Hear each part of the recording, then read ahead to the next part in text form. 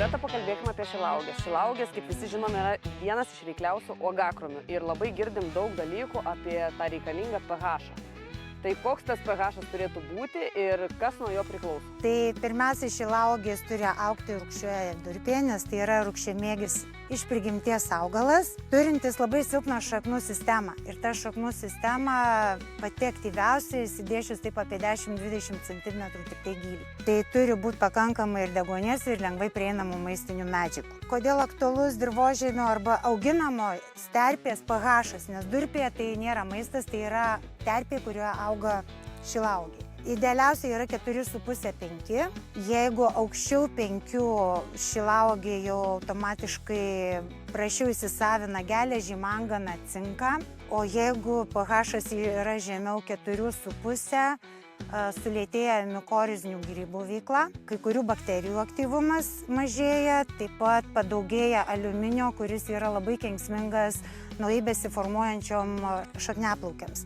Dėl to, kad ir turime rūgščią terpę, bet laiks nuo laiko vis tiek rekomenduočiau pasimatuoti. Taigi mes šičia turime 5 pH dirvožemio, tai sakyčiau yra optimalus, bet vis tiek rekomenduočiau sekti, nes, kaip sakau, kas ant tranšėjų, įsipilam durpės, bet mes neturim sienos ir, sakysim, kalcis, kalis, kurie šarmina dirvožemį, jie kapiliarais kyla į viršų ir per laiką mūsų durpė šarmėja. Kad palaikyti tinkamą pH, reikėtų jį reguliuoti su tam skirtomis priemonėmis, o ne su actu, kai mūsų seneliai arba draugai mėgsta daryti, arba dar geriau raugintų agurkų. Kopūstų ar dar kieno? Kuo yra blogai? Druska automatiškai džiovina šaknis ir užmuša bakterijas bei mikorizinius grybus. O actas yra organinė rūgštis, kurią taip pat labai greitai sunaudoja mikroorganizmai ir mes turim tą nestabilų dirvožemio pH, tada labai toks svyruojantis, šokinėjantis. Augalui tai nėra gerai.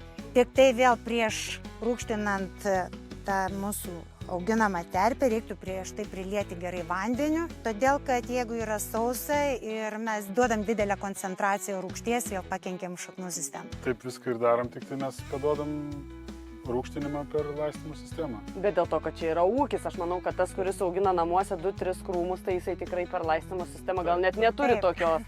Tai gal matai, tai jeigu norit prisidėti gal, tai gal pabandykim išsitirpinti vieną va tokį. Čia turim špricą augalų vadinamą. Tai yra trąša, nes dabar pašnekėsim, kaip minėjau, durpė nėra maistas, mes ją pastoviai turim papildyti maistinėmis medžiagomis. Ta tabletytė ištirpsta ir, kaip sakau, vėl yra palengvinimas, nereikia bėgti ieškoti lazdos, kad įsimaišyti trąšą. Tai čia automatiškai su burbuliukais maišymas vyksta pačiam tam vandenukį. Ir tada kiek reikėtų šilauogei, tarkim, vienai šilauogei, kiek reikėtų į laistytuvą, jeigu, tarkim, 10 litrų vandens, kiek tokių tablečių 2? Tai čia priklauso nuo augalo dydžio, realiai. Jeigu jau yra senesni krūmai, daugiau derantis, tai reikėtų 2 tablečių, jeigu jaunesni augaliukai užtenka 1. Nes paprastam žmogui... Etiketė tiesiog. Taip.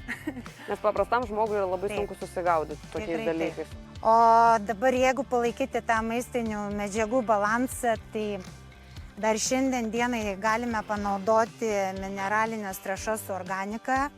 Jose yra truputį padidintas azoto kiekis, bet iki Liepos mėnesio tikrai galim nebijoti to didesnio azoto kiekio, nes dar naujai suformuoti ūgliai auga. Jau po Liepos 1 nerekomenduočiau, ieškočiau trąšos, kur daugiau fosforo, kalio, kad tie mūsų suformuoti ūgliai nedėtų, nes iš trąšų vis tiek azotas atsipalaiduoja ir augalai įsisavina tik po 10–15 dienų.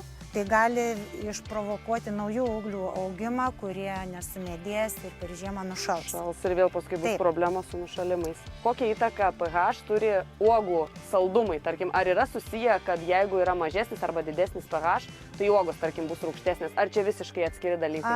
Kažkiek įtakos turi, nes vis tiek tada augalas geriau įsisavina, pasiema kalį. Bet jeigu dėl uogų saldumo, greitesnio jo nokimo, vis tiek papildomai reikėtų tręšti kalio trąšomis. Nes, kaip minėjau, durpė yra tik terpė. Ir tas maistinės medžiagas reikia vis paduoti šilauogėm, nes dėl tos ir silpnos šaknų sistemos. Tai mes prieš tai rekomendavom panaudoti granuliuotas trąšas, bet jos yra ilgo veikimo ir lėtai atsipalaiduojančių. Vėl jeigu norime to greitesnio, sakysim, efekto, tai yra maistinių medžiagų balansas šaknų sistemoje palaikančios skystos trąšos. Arba jau jeigu noksta tiksliau, tai panaudoti trąšas su didesniu kalio kiekiu, kaip ir minėjau, kas ir eina būtent dėl cukraus ir greitesnio uogų nokimo. O tai kiek, tarkim, šilauogei reikia tos drėgmės? Nes aš esu girdėjus, kad šilaugės mėgsta drėgmę ir daug tos drėgmės gana reikia. Reikia daug ir labai priklauso laistymas nuo oro sąlygų. O šiaip sausra, jeigu būna, tai praktiškai kiekvieną dieną. Nes durpės labai greitai išdžiūsta. Taip, o tai kaip... Saulė kaitina ir greitai džiūsta paviršius, tai reikia lieti. O kaip reikia paprastam žmogui, pavyzdžiui, žinoti, jam laistyti ar nelaistyti? Iš ko jis turėtų nuspręsti? Jeigu mato, kad paviršius pradžiūvo, jau ir pilti.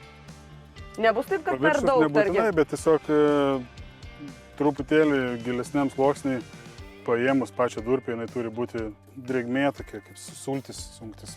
Ai, tai va čia įskaitosi yra gerai. Galim parodyti, kad spaudi ir per pirštus. Ja, tai tada išlaiko tokią formą, ar ne? Taip. Na tai aš čia jau laikau ilgai tą tokį gėrimėlį šilauogių, tai ką mes dabar su juo darysim? Kadangi yra didelė koncentracija trąšos, tai aš atsinešu laistytuvą, mes prasiskėsim ir pasilaistysim šilauogę.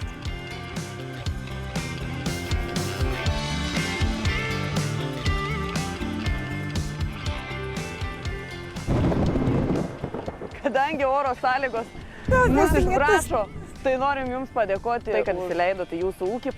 Ir ačiū Jums, Loreta, už patarimus.